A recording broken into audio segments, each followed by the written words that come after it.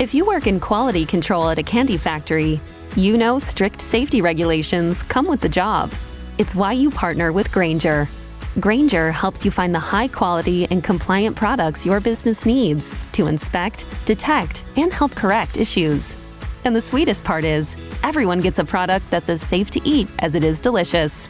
Call 1-800-GRAINGER, click Grainger.com, or just stop by. Grainger, for the ones who get it done.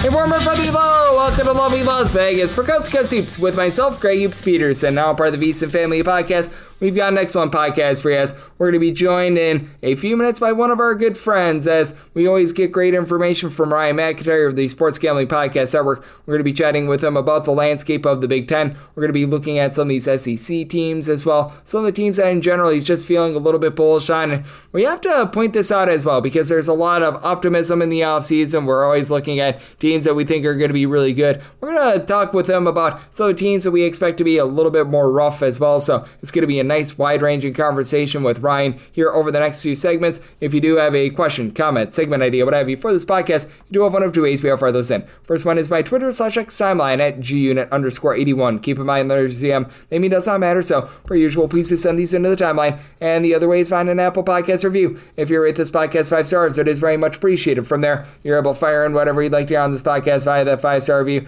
Typically, I round up the news and notes in college basketball over the last 24 hours, but we just have had many fewer of those over the last few weeks. The transfer portal has pretty much died out, though it can be reborn at any time, but everything that is powered by Edge Boost. Over at Edge Boost, they're making sure that bettors are able to access their funds anytime, anywhere, and that 100% of gambling transactions, they are always approved. When you go to edgeboost.bet, utilize the promo code of Greg, G-R-E-G, that gets you a dollar for dollar match on your first deposit up to $25, and that'll get you all squared away there. And Ryan, he's going to get us squared away with taking a look at this great game of college basketball. He does the show, The College Experience, over there at the Sports Gambling Podcast Network. He also does the Ryan and Rush show for those of you guys that love West Virginia athletics. You're able to follow him on Twitter/X at Moneyline_Mac, spelled M-A-C. And Ryan, it's always great to be able to get you aboard. Thank you. I appreciate it, Greg. Happy 4th of July. Happy 4th of July to you as well. And Ryan, it has been such an interesting offseason thus far, and I do think that there's a lot of intrigue with everything that is going down. I know that we've talked to you a lot about the Big 12, but how do you take a look at the Big 10 for this upcoming season? Because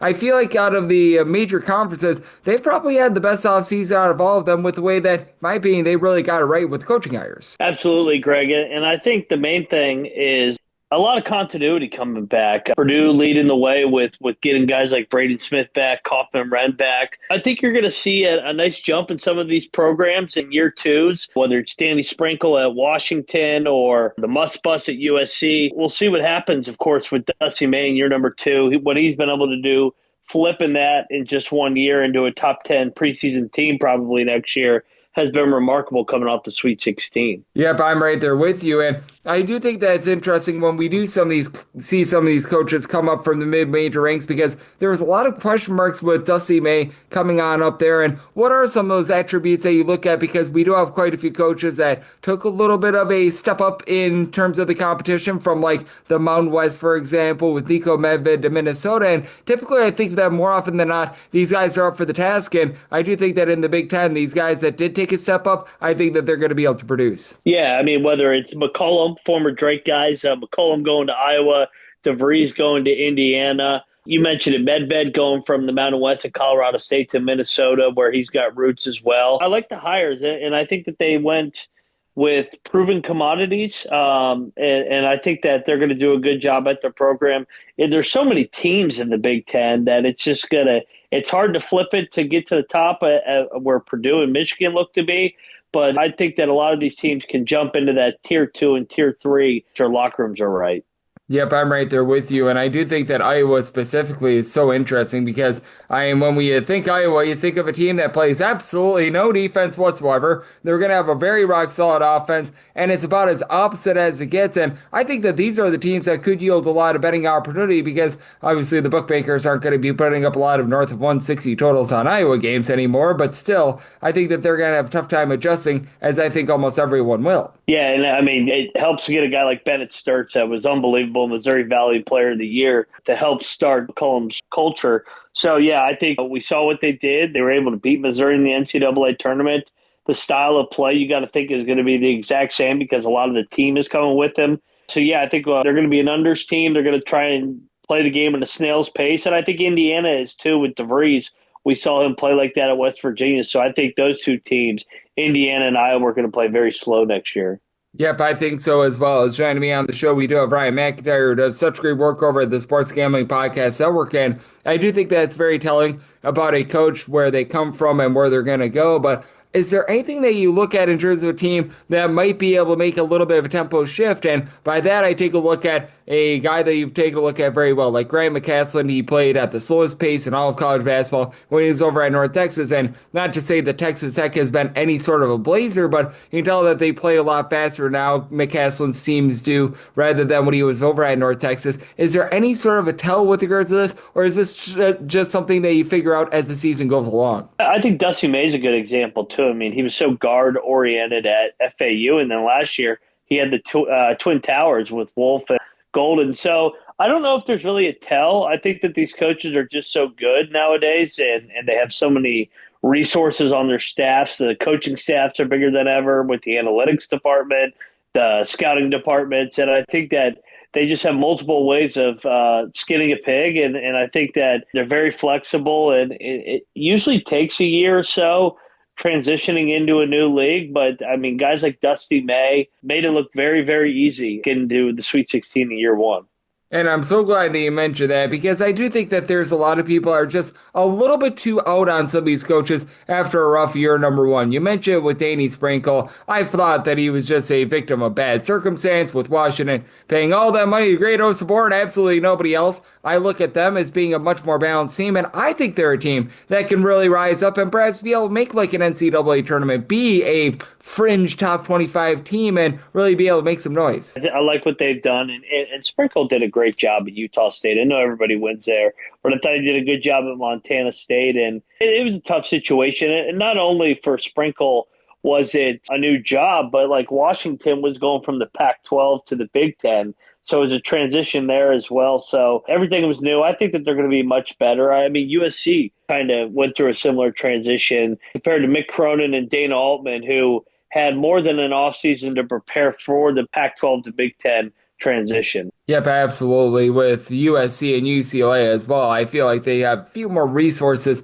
than Washington. And I do think that USC is going to be such an interesting team as well, because you mentioned them and the fact that you've got a guy in Eric Musselman that brings in 100 billion transfers. And ironically enough, some guys that left USC is now at Washington, with having Gates over there, with also having Desmond Claude as well. And how do you take a look at this USC team? One where Eric Musselman has always been able to do such a great job in the transfer portal, but I feel like he's almost lost a little bit of his juice, because, for lack of a better term, everyone is doing right now what Eric Musselman was doing back in the day, and it was viewed as revolutionary when Musselman was doing it a few years ago. Now it's a little bit more commonplace. That's a great point, Greg. I never really thought about that he really was doing this new era. Before it was, he just had guys sit out and then they would be ready to go. But yeah, back-to-back disappointing years for the Must Bus at USC.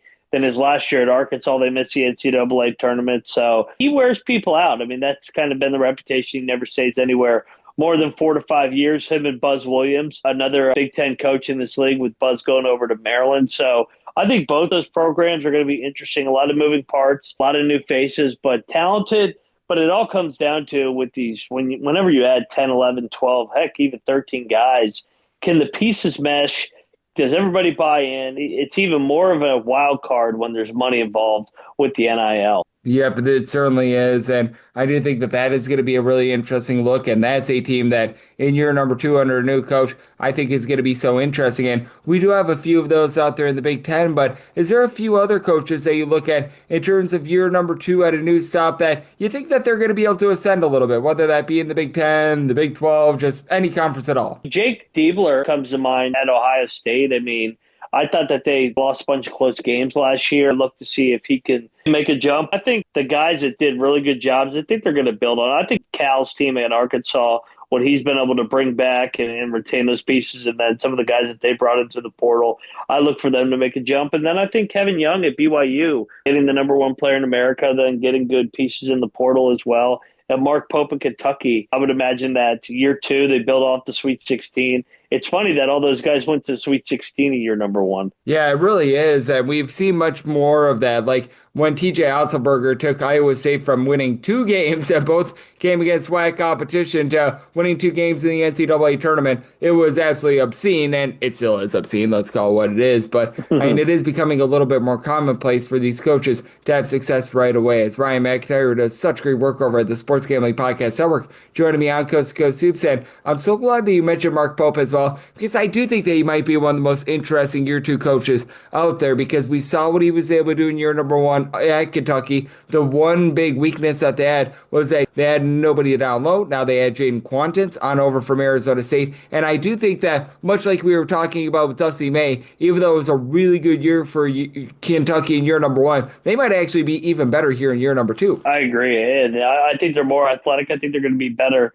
defensively. I think that their guard play is going to be more consistent. So I do look for Mark Pope and company to make a jump. They got better each year at BYU. So I think Kentucky, year number two, could be a special year for Big Blue Nation. And it should be, with investing 16, 17 million into that basketball roster. Yeah, it certainly is. When you're investing that sort of money, you know what? You should be able to deliver a little bit of results. And certainly year number one, Mark Pope was able to do a rock solid job there. So we're going to see if he's going to be able to build off of that in year number two. And I do think that the SEC is just such a fascinating conference, as we've got a lot of teams like Ole Miss, Vanderbilt, that I think are going to be in for a very solid year number two under their regime in the case of Vanderbilt, year number three in the case of Ole Miss. And I want to talk about those teams. I also do want to talk about a few teams that maybe you're a little bit bearish on, Ryan. So we'll do that on the flip side right here on Coast to Coast Hoops with myself, Greg Peterson, now a part of the Decent Family Podcast.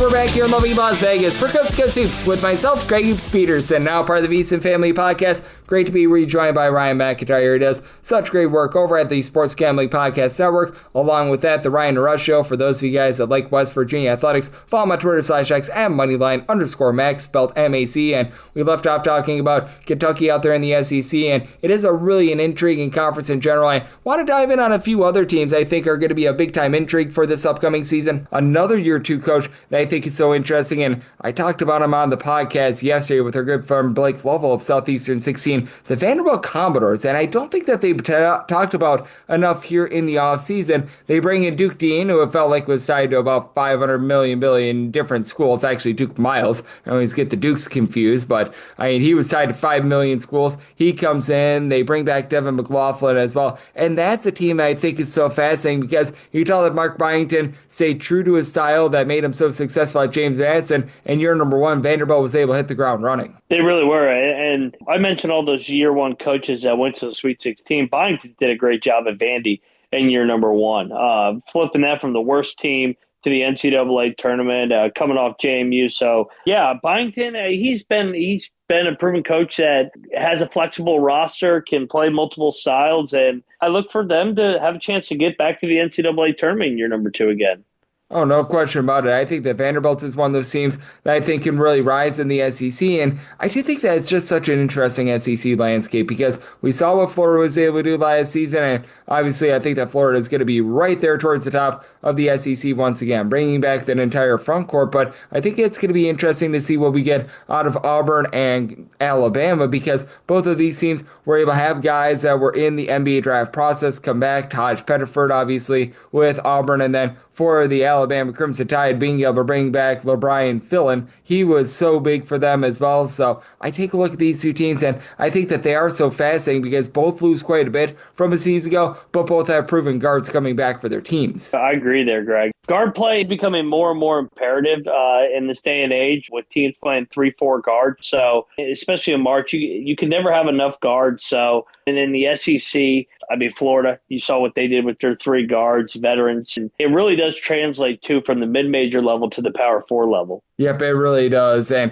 I think that that's a big thing that I look for, and I know that we've talked about it in the past, how it's so much easier for these guards to be able to make the jump on up to the power conference level rather than a big man to be able to do so as well. So I think that that's something to really highlight. And out there in the SEC, I do think that it is such an interesting landscape as well, with a pair of new coaches out there as well, with having Texas hiring on Sean Miller, Texas A&M, they're going to be going with Bucky McMillan, and I'm not sure how you take a look at college basketball right now, but one one of the hardest teams for me to pinpoint as to what they're going to be doing is Texas A&M, because I talk about looking at coaches that might flip their style a little bit. With Bucky McMillan, it doesn't feel like he necessarily has the guys to run exactly what he was looking to do at Sanford, but what I do know is that the guys that are currently on the Texas A&M roster, they are, for lack of a better term, dudes, and they are very much good ball players that are going to go out there and they're going to be able to show their talent. Yeah, Buckyball. It's going to be harder to duplicate in 1 year. A quick flip going with that style of play. That's more of a culture. So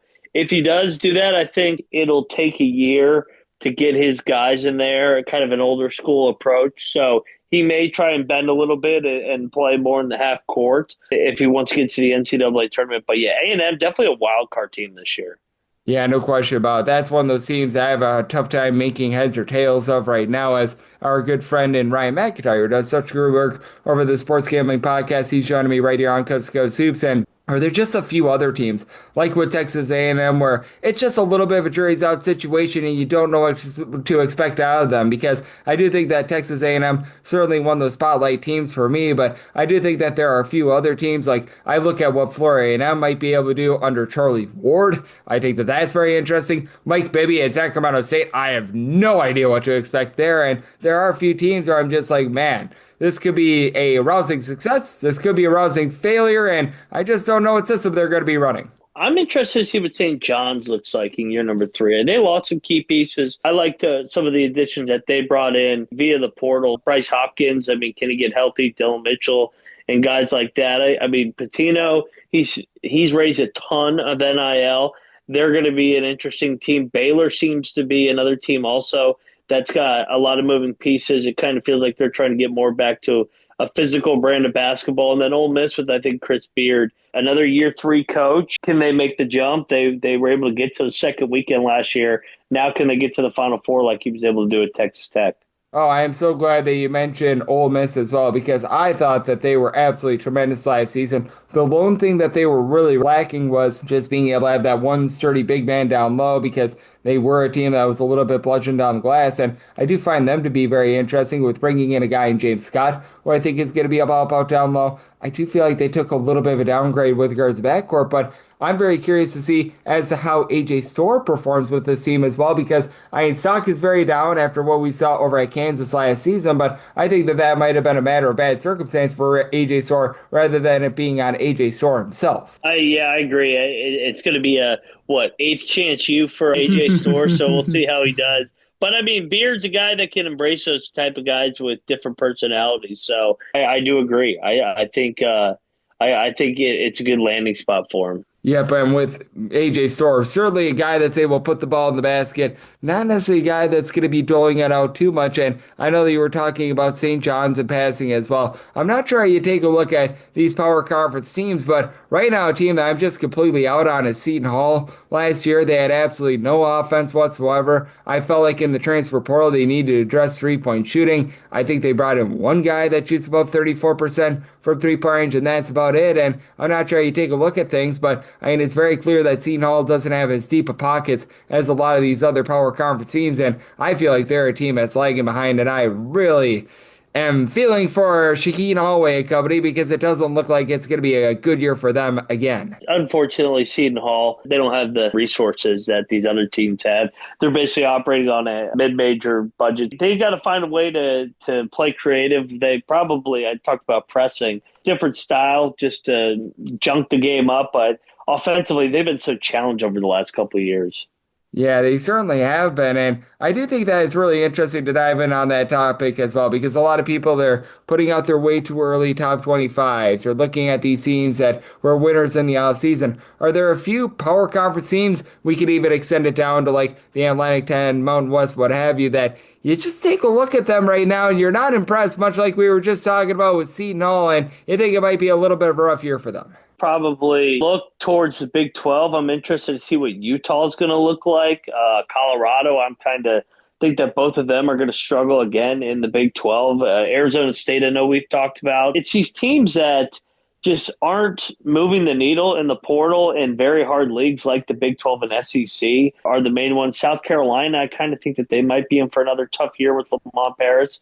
just with how loaded the SEC is, but it's going to be tough for sure. Yep, and certainly those bottom ACC teams, I'm not sure how you view them, but yeah. I mean, some of these teams like Boston College and company, it's like, man, I recognize that you don't have the pockets that Duke and North Carolina does, but give us something here. The ACC is definitely going to become top-heavy with Duke. Carolina, even though I'm kind of hesitant on Carolina with Hubert Davis. I know they spent a lot of money, but I don't know how good they're going to be. NC State, I think, will be good with Will Wade. I know them at Virginia. I think they're going to be good. Clemson seems to have found some stability year in, year out with an identity with Brownell. And then I think it's just a big drop. I mean, Cal, Stanford, Boston College, Wake Forest, I'm sure will be in the middle of the pack, and they'll blow a bunch of games late and not make the NCAA tournament.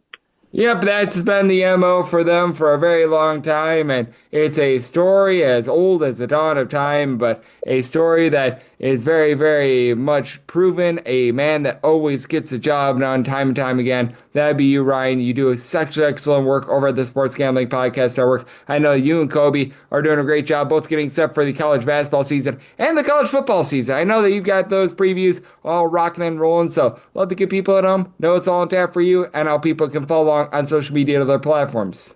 I appreciate it, Greg. Yeah, we're knee deep right now in college football previews. So Labor Day will be here before we know it, and that's even that much closer to college hoops. But yeah, follow us over there at the College Experience, Greg. I always appreciate it, and happy 4th of July. Absolutely. Ryan doing such an amazing job taking a look at this great game of college basketball. And every single time he joins me, he learns such great insights. So a big thanks to Ryan for joining me on Coast to Coast Hoops, now part of the VSiN Family Podcast.